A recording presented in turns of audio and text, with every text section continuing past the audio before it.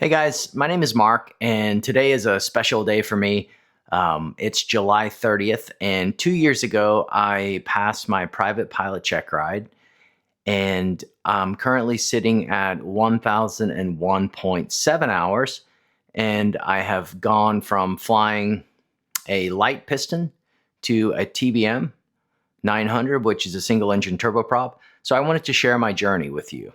Many people ask me, as you meet people around the airport or airfield, people ask you, what's your story? You're flying this TBM. How'd you get here? How long you been flying? And they assume that I've been flying for a long time, maybe a career in aviation, or my military background included some type of flying.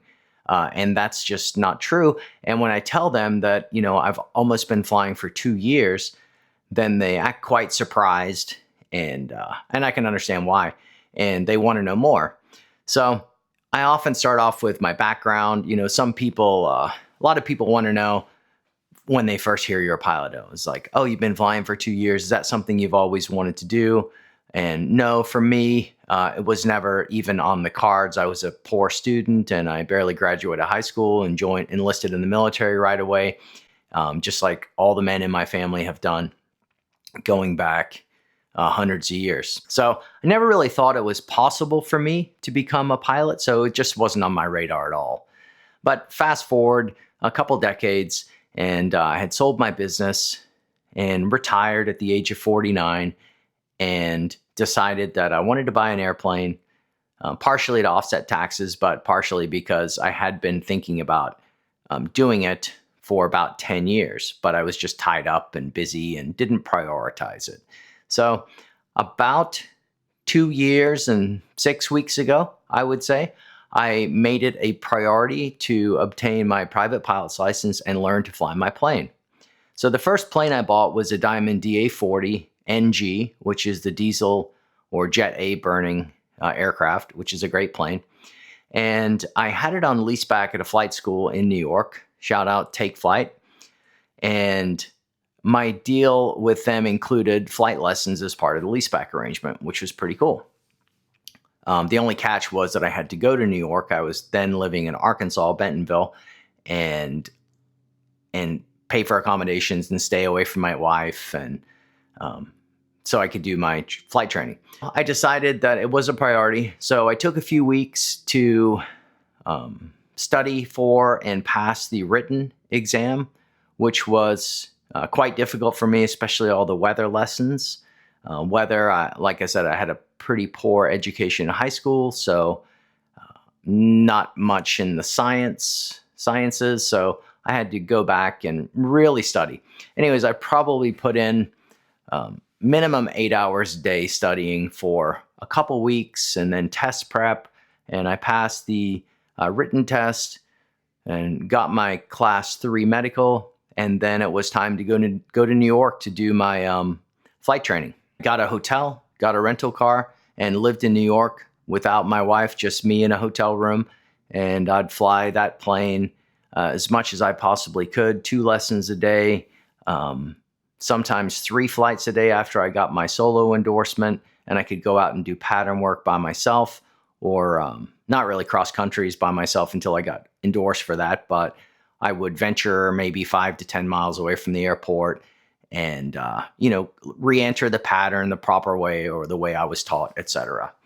So first of all, I guess I should back up and say that I was able to go from 0 hours to 1,000 hours, and from a single engine piston, the Diamond, to a TBM 900 because of a couple of reasons. And I was able to achieve these, 500 hours a year for 2 really distinct reasons. And I recognize that I'm really fortunate enough to be able to do this, and not everybody can do this because it requires these couple things. And one is no financial constraints. I really didn't have any financial constraints. I bought my plane. It was very cheap to operate and insure, and I could fly it as much as I wanted to. And the second is I really didn't have any work commitments. I was retired. I sold my business. So my time was freely available. And I guess thirdly, I had the support of my wife, who fully supports my dreams. I support her chasing all of her dreams. And without those three factors, no financial constraints, no time constraints, and no family or external constraints on my time, I was able to fully focus on achieving my goals. And that's how I was able to accomplish all of this and get to where I am today and to be flying the plane I am today. So let's get into the private pilot's license. It's not a license, it's a certificate. So my plane was in New York, my DA-40, brand new, was at a flight school in New York, take flight. And I went there, I stayed in a hotel, I lived, breathed, slept. I did not do anything but study and fly my plane all day, every day, 7 days a week for about 4 weeks. And then I took about 5 days vacation. And then I came back and finished it off. But my day involved waking up, studying, preparing to fly, go fly, debrief myself, debrief with the CFI, of course, and then go straight back to my hotel room after, get a quick lunch, and then go back for another flight, more studying. Didn't watch anything on YouTube that wasn't aviation related, just full 100% focus.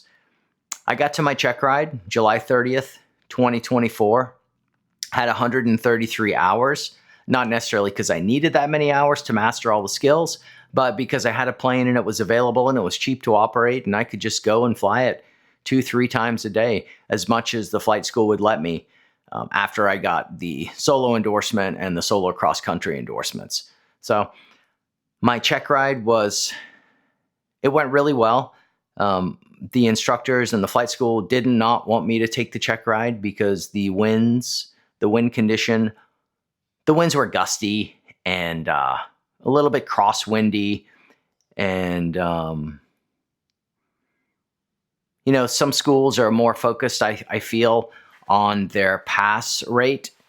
And they told me that this DPE hadn't passed anybody on their first try in about 6 months. But I wasn't really deterred. I'm not afraid of failure, and I'd rather try and fail than not try at all and wait for perfect conditions. I did my oral, and I think I missed one question on the oral, and that was I didn't understand the difference between a blast pad and a displaced threshold. So that made my that made my check ride a little bit easier. The DPE knew that I had done my work and I was fully prepared to go into the check ride. So, he asked me, are we going to fly? And I said, we will fly. And if any point we feel unsafe, or we'll call for a discontinuance and we'll pick it up at another time. Anyways, fast forward, check ride went really well. I passed. I got my private pilot's license 2 years ago today. Woohoo!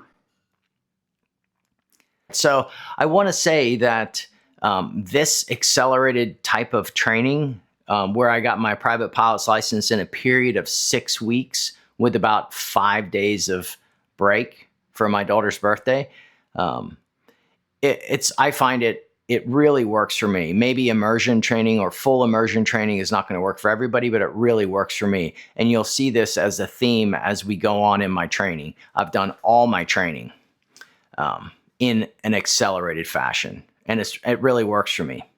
So now I have my airplane.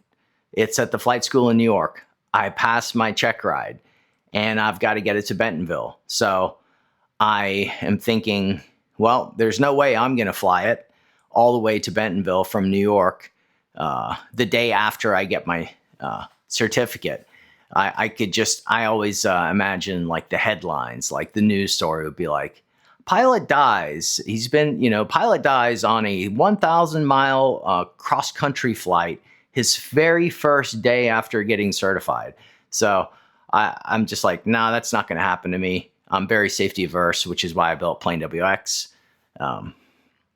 So I hired a pilot and we flew from New York to Arkansas, and it was a great flight. And if you haven't done any long cross countries yet, they'll just really open your eyes to the possibilities of general aviation and how many airports there are and just how cool it is.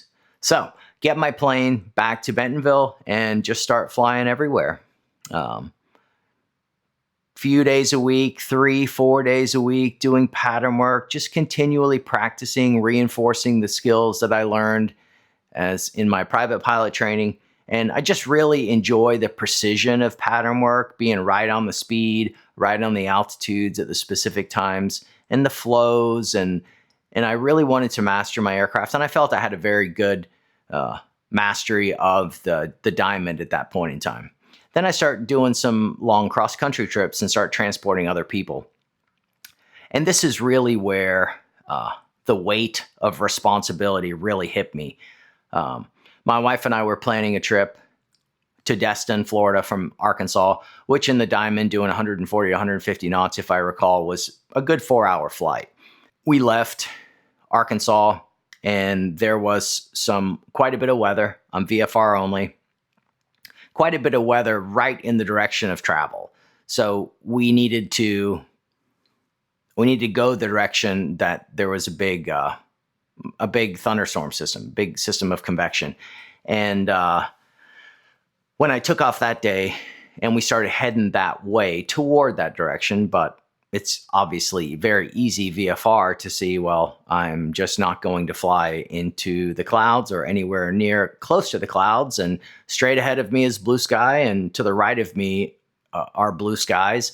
And if I really get scared and don't feel like doing this anymore, I can land at tons of different airports. But that one flight, when I was making all those decisions and analyzing what to do, that's when the weight of responsibility really hit me.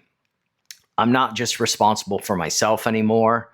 I'm responsible for my wife, Sarah, and anything that would happen would impact her family as well, which I really love. And I've always been very risk-minded and safety-minded, but that just really hit me hard. And it just reinforced my desire to learn everything I can and be as proficient as I can and be as safe as I can so that I can mitigate as many risks as possible. You can't mitigate all the risks. Even if you're, sitting on the couch, you can get up and trip and fall. Anyhow, so that day made me really want to get IFR certified. I knew I was going to do it right away anyways, but I'm like, okay, I absolutely have to, no ifs, ands, or buts, do my IFR rating. So I searched for accelerated IFR providers. Again, I had lots of time. Money wasn't a constraint. Had the full support of my wife. So I found Easy IFR in Natchez, Mississippi, and they had a 6-day program, I believe, where you do 6 days of training and then you're a check ride on the 7th day. And the good thing with them was that you had your check ride date and your examiner name before you even got there. So this was probably about a month after my private pilot rating. I decided that I was going to sign up, do that. I had to pass the written test first. And if you've done your instrument rating, you know it's a big time challenge. It's not about flying the plane or anything. It's about learning to fly in the IFR system and reading approach plates and SIDS and stars and ODPs. And it's very complex. And it takes a bit. So pretty much locked myself in my room for about 3 weeks and did my written prep and then passed my written. Not really sure what I got on my written, but it was pretty high, in the 90s at least. And then I was off to Mississippi. And I was paired up with an instructor named Chris, young guy, super sharp. And once, I think I got there on Thursday, and he said, we have it, and my check ride was supposed to be scheduled for the following Thursday, which was 7 days later. And I was like, okay, cool, that sounds good to me. And once I arrived there, he said, if you're ready, you can do your check ride on Tuesday instead of Thursday. And I'm like, there's no way I'll be ready. There's just no way. Because, if you've done flight training, sometimes it can be really overwhelming in the beginning and you're just like, man, I don't know if I'm going to be able to get this skill or concept. Anyways, we started our training, and Chris, we did 5 10-hour days, 10 nonstop hour days, including lunch, where he'd drive me to lunch, pick me up from my hotel, sometimes drop me back off or arrange a rental car. And 5 10-hour days of nonstop. I mean, he wouldn't even give me a break at lunch. I remember one time we were eating catfish, po' boys or whatever, and he's just hammering me with questions. And I'm like, dude, can you just give me like 15 minutes to not think about aviation for a second? Anyways, 5 10-hour days. And I did my check ride in Louisiana with Mike Jackson. Shout out Michael Jackson. He's very good at the moonwalk and other dance moves, as you could expect. Passed my instrument check ride on the 6th day. And a lot of people think it's crazy and you shouldn't be able to do this and it's dangerous. And not necessarily disagreeing. I'm talking about my path. I am going to disagree with one caveat, and that's that if you do accelerated training, you need to continue to fly a lot afterwards because the knowledge can leave you just as quickly as it comes. If you cram all this information in your head and then don't consistently reinforce that knowledge or skills, then you are definitely going to lose it. Anyhow, I departed Mississippi. Natchez, which is a great airport to train out of, by the way. It's really quiet, and you'll be able to fly all the approaches and minimums. You won't have to break things off or anything. This isn't an ad for Easy IFR, but I do really, really love that school and the organization. So I got my check ride, and I filed an instrument plan, flight plan, departing because I needed to. There were some clouds, probably at 3,000 or 4,000 feet, and I filed that IFR plan in ForeFlight, and I took off and I picked up my flight plan, my IFR plan in the air, and off I went. And I pretty much only flew IFR for the next year or so, or I would just say the vast majority of my flights are on an IFR flight plan, because I was kind of prepping myself to get to the next level where, well, in the TBM, unless you're doing a short VFR hop, I mean, you're going above 18,000 feet. So every single flight is IFR. It has to be IFR. You're operating in Class A airspace. So, loved the Diamond. Flew the heck out of it. Flew 400-ish years until they came out with a service bulletin, which turned into an airworthiness directive, which changed how much I could fly without engine inspections. And also got into winter and realized some of the limitations of that plane. And that was primarily the limited de-icing or really no de-icing. It's just heated pitot tube, really. Non-FICI certified aircraft. So I was happy with the Diamond, and I was going to keep flying the Diamond because it was a joy to fly. But those two factors, the airworthiness directive that had me taking it to Fort Worth Meacham, the nearest Diamond service center, which is 2.5 hours away, in the Diamond every 50 hours. And it was a real pain. So ended up getting on the wait list for a Cirrus SR22 Turbo. The order time for the G7 Cirruses was quite long. And I wanted to take delivery before the end of the year. Well, I wanted a plane ASAP to fly because I was retired and newly certificated pilot, and I was enjoying myself thoroughly, flying around everywhere. So I met up with a salesman, awesome salesman, and he put me on the wait list, which meant I couldn't pick the colors of the airplane, but I could pick the features and the options. So I went with a fully loaded, pretty much every option available, SR22 G7, and got the call early December that a plane would be available, and I had the first right of refusal. So I ended up taking delivery of that in December of 2024. Yeah, I guess that's 6-ish months after I got my pilot's license. So moving from a 168 horsepower Diamond to now the 315 horsepower twin turbocharged 6-cylinder avgas burning plane was a big step up.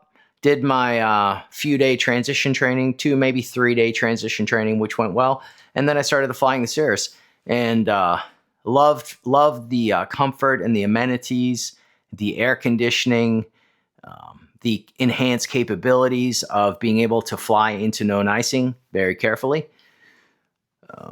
Love the heck out of the plane. And I flew that plane all the way from Bentonville, Arkansas, all the way to Cabo. I have a second house in Cabo, and my wife and I spent a significant part of the winters down there. So made some really long cross-country trips, including probably about 26, maybe 30 back and forth to Mexico, which from Bentonville was a good 7 hours, a 3-hour leg and a 4-hour leg or something like that. More like 3.5 or something. And then with your hour fuel stop. Anyways, love the Cirrus, but since I was flying over the Sierra Madre Occidental Mountain Range in Mexico, even if you're on an IFR flight plan, you don't talk to center below 20,000. There's no NEXRAD. There's no ground radar feed. You don't talk to center. You'll talk to an approach controller or a tower if you're within maybe 50 miles or some of the bigger airports like Chihuahua, you might talk to them 80 miles out. Their airspace extends. But other than that, you are just completely on your own. And then going to Cabo and coming home, of course, you have to cross the Gulf of California or the Sea of Cortez, which is a good 110 nautical miles over the ocean. So did everything I could to be fully prepared and fully safe with a handheld ELT, life jackets, life raft, water, first aid kit, survival kit, everything that I could do to mitigate risks of that flight. Because it's if you fly in the U.S. a lot, you're just used to, well, if you pick up flight following or you fly IFR, you're very accustomed to talking to ATC and benefiting from the help they provide as far as traffic separation and weather advisories, etc. But, flying to Mexico, and this could be a whole other video, is you don't really have any of that. You're literally on your own. If the parachute provided some comfort for me because I was almost always well outside the glide range of any airport. So the parachute provided quite a bit of comfort in knowing that at least I could probably make it on the ground safely. And that's why I carried a survival kit and emergency kit, first aid kit, etc. in case those things would happen. It's always a little bit outside my comfort zone making that trip, but I was like, well, I only have, 400, 450, 500 hours. I'm not going to step up to a turbine just yet. I need to gain more experience. And doing those missions back and forth and then all over the country, up to Canada, from Canada to literally all over the country. It's a screenshot in a second. Gave me a lot of experience. Most of my hours of the 1,000 hours are cross-country PIC, and almost all of them would be solo or without another flight instructor. Fast forward to September of 2025. I've been flying my Cirrus for that whole year, about 9 months. And I still had the Diamond. It hadn't sold yet. Took a long time to sell that after the engine issue was, it took a long time for the engine AD to become terminated and then to put it on the market. And then by that time, confidence had kind of eroded in Diamond aircraft and I had a really hard time selling it. So I still had that plane. And I was itching to improve. At this point, I had my private and my instrument rating, which were awesome and serving me really well. But I always want to do everything I can. So commercial rating was next. So I did that in an accelerated fashion with my instructor, Chris, from EasyIFR. Went down to New Orleans and met him. Of course, I had to pass the commercial and do all the requirements for the commercial beforehand. The requirements, the flying requirements were met a long time ago, except for the 10 towered night takeoff and landings. I had to go out and do those. But aside from that, I'd met all the requirements. So bang out the commercial test. Proud to say I got 100 on that test. Once again, I had no time constraints and I was just able to lock myself in a room and had the full support of my wife. So I was able to just study, do test prep, and just make sure that I nailed the test. So went to New Orleans for about 5 days, and commercial was pretty hard. The maneuvers are pretty difficult for me. The chandelles, the lazy eights, the ground reference maneuvers that look like figure eights. I'm spacing for a second there, but it was pretty challenging. But had my check ride scheduled with Michael Jackson again. So we flew to his airport, Lima 39, really great airport. Love it. And did my commercial check ride. And when you show up to a check ride with a score of 100, the DPE obviously knows that, once again, you've done your work. So it's a pretty easy oral check ride. Of course, you get asked a bunch of questions, but they also know that you've really done the work and you're ready to go. So did the check ride and passed. So that was in September of 2025, and went back home. And apparently, I had itchy pants again. I needed to go somewhere, needed another challenge. So I decided I wanted to do my multi-engine because I was looking ahead at my next plane. And for a while, I was strongly considering the Eclipse 500 twin turbo jet. So I knew I needed my multi for that. And I wasn't ruling out other light twin jets as well. So I wanted to get my multi. I went to Midwest Corporate Air in Ohio, Bellefontaine. Looks like it's spelled Bellefontaine, but Bellefontaine. I was there for 10 days, and this was by far my hardest check ride and the hardest rating to earn. It was, I don't know, for whatever reason, it was just really difficult to me. I had to learn a brand new plane. So you go to your multi-engine check ride with only 10 hours of flying experience. And the check ride, the practical portion of the check ride is pretty complex. You have to fly, hand fly an approach on a single engine. And I hadn't hand flown any approaches for about a year since I got my instrument rating. So I was rusty, and, knowing now, I would have gone back and prepped and studied a bit more, and just practiced hand flying and become more comfortable. But in the period of time that you're there, you're learning a brand new plane. And they have DA-42s. So I was somewhat familiar with the Diamond platform, and a lot of the knowledge carried through, like the ECUs and the FADEC and fuel transfers and etc. But a twin engine is a completely different beast. So you have to learn all the retractable landing gear, hydraulics, and everything. It's a much more complex plane. It has icing equipment, so that they don't give you any slack or leniency on the systems of that plane, even though you're probably not going to fly it again. Most people aren't going to fly the DA-42 again unless they buy one. Anyways, really difficult check ride, but I passed. And I said to myself, I don't ever want to fly another piston twin again. It wasn't really enjoyable to me, and they do seem quite dangerous if you don't keep up your proficiency. I think that's where a lot of people get in trouble with twins, is they just don't stay proficient in the emergency procedures because you don't have a lot of reaction time. All right, so that's November of 2025. I got my multi-engine rating. I think I probably had around 750-ish hours at this point under my belt. I kept flying the missions to Cabo, and I had a beautiful plane, the Cirrus SR-22, that I really enjoyed, and I was really grateful to have it.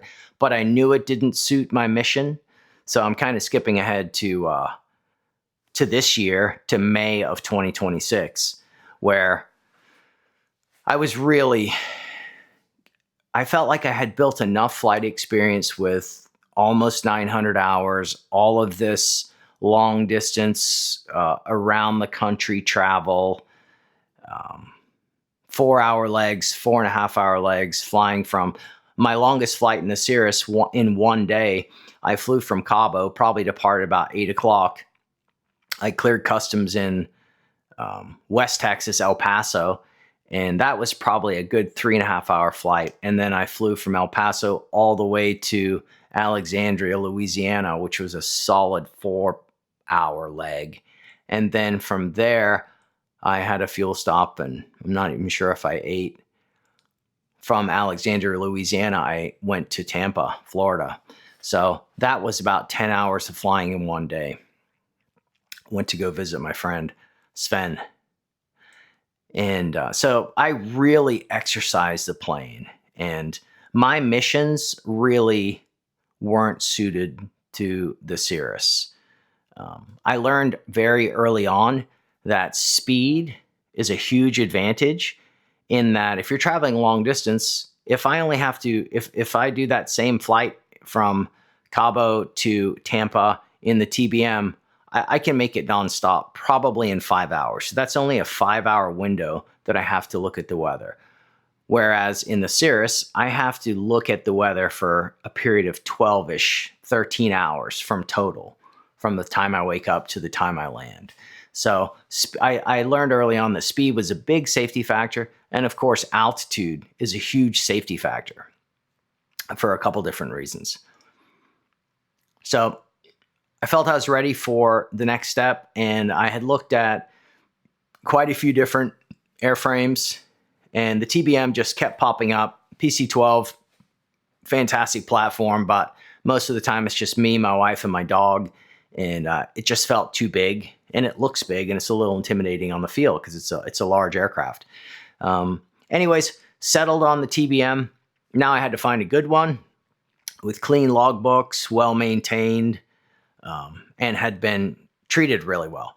So I found one and put it under contract, and acquired it May 29th out of Cutter Aviation in San Antonio, and then embarked on 10 straight days of initial training in the TBM. And for insurance purposes, I think I only needed 35 hours in the aircraft to qualify or to be eligible for an insurance policy, but I needed 50 hours of retract time, and I only had 10 hours of retract time for my multi. So effectively, I needed 40 hours. And I could have, my instructor even suggested, I'll just go rent a cheap twin and fly that. And I was like, no, I'd rather do 10 hours in my airplane with you because you're a badass pilot and I can learn more. So 10 days of training in the TBM, flying all over the place, just doing tons of approaches and SIDS and stars. And man, it was a lot. It was quite a bit. The engine management was a big challenge because my plane is not FADEC. And if you make a mistake with this engine, it can cost you hundreds and hundreds and hundreds of thousands of dollars. And more importantly, for me, downtime. You could, if you have an ITT or temperature exceedance at altitude for X number of seconds, it can lead to a mandatory hot section, which means your plane's probably down for a year. And you can Google how much a hot section on a PT-6 costs. And it's not cheap. Anyhow, so the engine management stuff was a challenge, especially on things like missed approaches and go-arounds, because I was used to just jamming that throttle all the way forward, and you just can't do that. You'll over-torque or over-temp it. So you really have to be conscious about engine management. So did my training, and once again, accelerated training. How do we cement this knowledge? So my son's in the Navy. He's on a submarine. He's been in the Navy for 3 years. He hadn't seen any of his family. He's in Bremerton, Washington, so far away from all of his family. He just got back from a patrol, being underwater for 3 months straight. Hadn't seen any of his family. I just got this new plane. It's very capable, and I needed to continue to cement my knowledge. So we planned a trip and I said, I'll take you wherever you want to go to visit family members, friends, whatever, for basically as long as you want, because I need good reasons to fly, and and plus we get to hang out. So we planned the trip where we started off in Bremerton Airport, Papa Whiskey Tango, and we flew to Tucson to visit an uncle. Spent the afternoon with the uncle or the family. This is basically how our days would go. We'd spend the afternoon, evening with family, and then we'd wake up early in the morning and hit the skies again and fly. So the next day we went to New Orleans, just he and I, for an overnight and to check out New Orleans because it's a fun city, and met up with Chris. He took us to a good lunch spot. That was my instructor for my FR. And then the next day we woke up and flew to Orlando to visit his sister, my daughter, and spent a couple days with them. Then we flew the next day to to Clearwater, Florida to visit Sven, best buddy, Frontier captain, inspiration for me getting into flying in the first place. Visit him and his family, hung out with him for a day, wake up the next day, head to Georgia, visit his grandparents, my son's grandparents. And then before the afternoon storms really started firing, we cruise up to Du Bois, Pennsylvania, Delta Uniform Juliet, if anybody knows that airport, to visit another uncle. Spent the night, woke up, fly to Rockland, Maine to visit my big brother. Shout out Bradley. Spent a couple days in Maine, and then it was time to go back then we're coming back to Texas where we now live. So that was about 28 hours of flight time. In a variety of different airspaces, untowered fields, towered fields, some really good weather experience, all on my own without an instructor's assistance, which is where you really learn. On the flight from Georgia to Pennsylvania, it was very convective. It was in the afternoon. I think we left Georgia about 3:15 in the afternoon. Kind of prime time summer convection window. And we had to, I believe we were probably flying up at 31,000 feet. And the weather challenges up at altitude are different than down below for a number of reasons.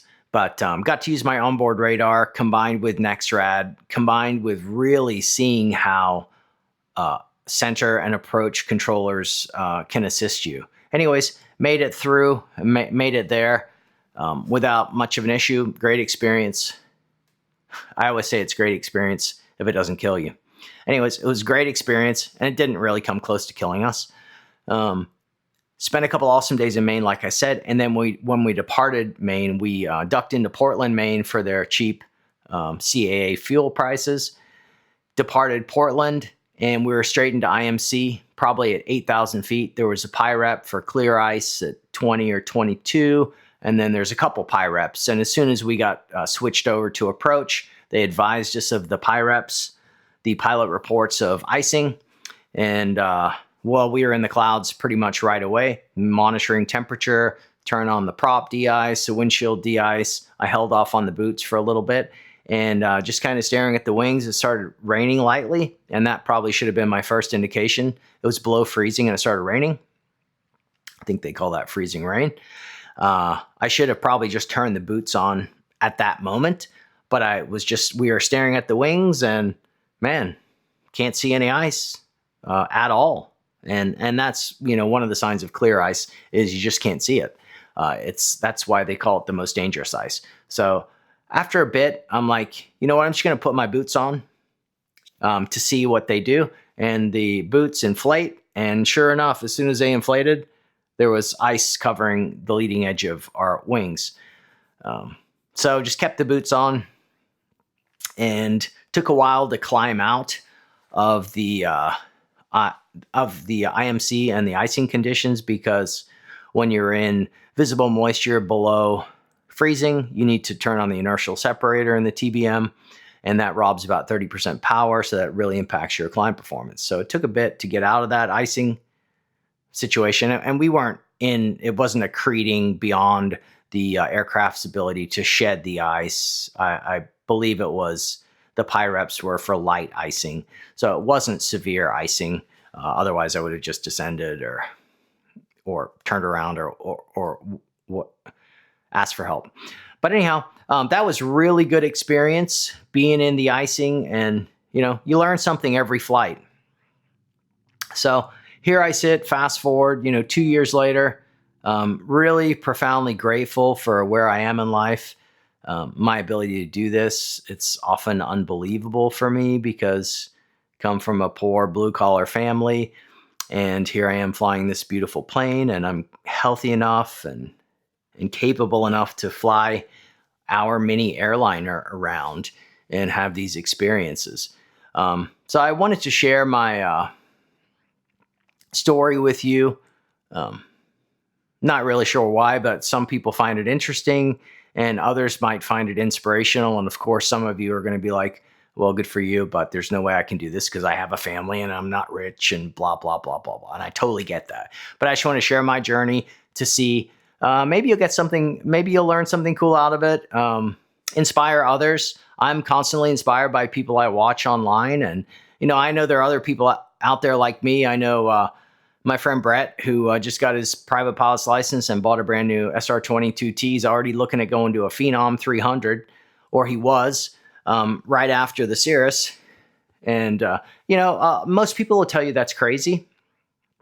And dreamers and doers often do things that are crazy. If I didn't, if a successful business owner didn't take the chance to do some crazy idea, he would never get to where he was. And if I didn't if I wasn't willing to take some risks, then I wouldn't have gotten my private pilot certificate on that day because I would have been afraid of the check ride. And that doesn't mean that you're reckless.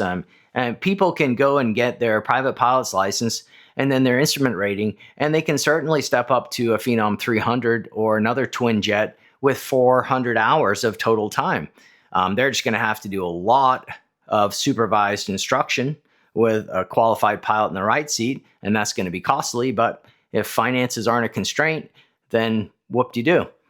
And they can do it safely, in a safe manner. So I guess that's about it. That's my journey so far. I'm going to stick with this TBM 900 for a while.